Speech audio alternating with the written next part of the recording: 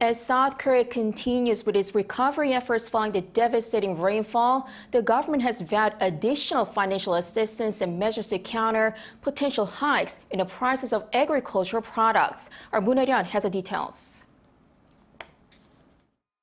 The monsoon season, which has devastated the country for the past few weeks, caused significant damage to infrastructure, farmland and residential areas.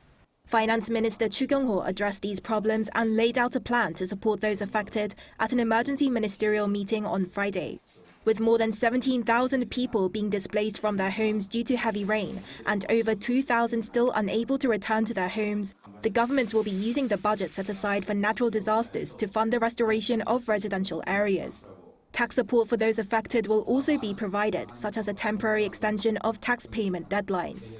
Farmland was also heavily damaged in the downpours. Over 340 square kilometers of farmland was submerged in water, 6 times more than during last year's monsoon rain.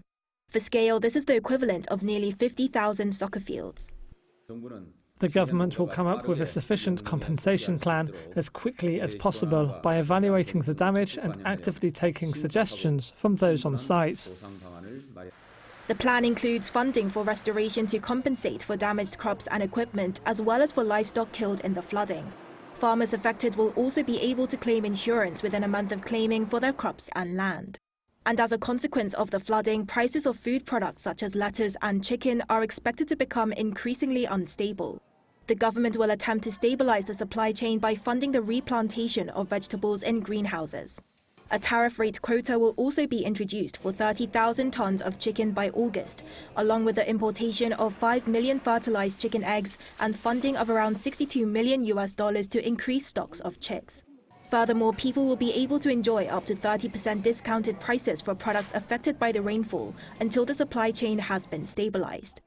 Moon Hye-ryeon, Arirang News.